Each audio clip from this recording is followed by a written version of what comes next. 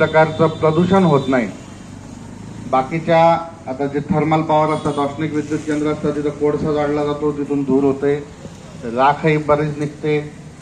ह्या प्रदूषण टाळण्यासाठी आपण सोलर एनर्जीला शासनाचं प्रोत्साहन देण्याचं काम सध्या सुरू आहे आणि त्याच माध्यमातून आपण PM सूर्यघर योजना ही सुरू झालेली आहे आणि त्याचंच आपण आता मार्गदर्शन शिबिर आयोजित केलेलं होतं। मी नागरिकांना आवाहन करतो की आपण या सोलर एनर्जीचा रूफटॉप सोलरचा जास्त आज आपण इथं प्रधानमंत्री सूर्यघर योजने याच्या संदर्भात माहितीसाठी जमलेलो आहोत। तर हे जे प्रधानमंत्री सूर्यघर थोडं पुढे या।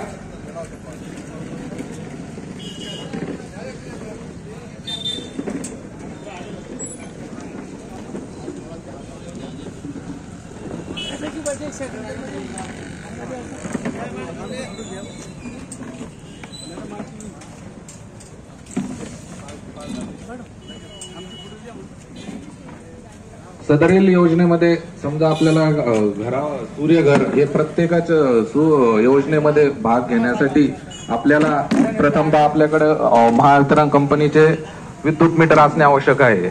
समजा आपल्याला आपल्या घरातील लोड समजा 3 किलोवॅट आहे, 1 किलोवॅट आहे, त्याप्रमाणे आपल्याला सोलार पॅनल घेता येतात। संबंधित सोलार पॅनल घेण्यासाठी आपल्याला नॅशनल पोर्टल जे म्हणून आहे हे तुम्हाला एक ऍप्लिकेशन करावं लागतं। आज दिनांक 1 ऑक्टोबर 2025 रोजी भोकरदन नगर परिषदेने PM सूर्यघर योजनेबाबत शहरातील रहिवाशांना घरावरती सोलर बसवण्यासंदर्भात मार्गदर्शन शिबिर घेतले। या शिबिरामध्ये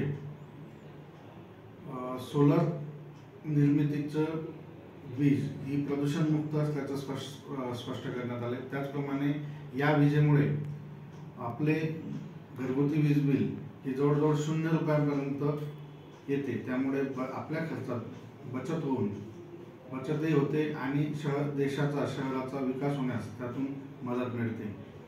या सोलर खरेदीसाठी आपल्या घराचं जी कॅपॅसिटी आहे, आपला दैनंदिन जो वीज वापर आहे, त्या वीज वापराच्या प्रमाणात वेगवेगळे 1 किलोवॅट, 2 किलोवॅट, 3 किलोवॅट असे टप्पे करण्यात आलेले आहेत आणि त्याप्रमाणे सबसिडीचे देखील टप्पे करण्यात आलेले आहेत। या सोलर बसवण्यासाठी, सोलर यंत्रासाठी आपल्या बँक देखील अत्यंत माफक व्याजदराने कर्ज देतात।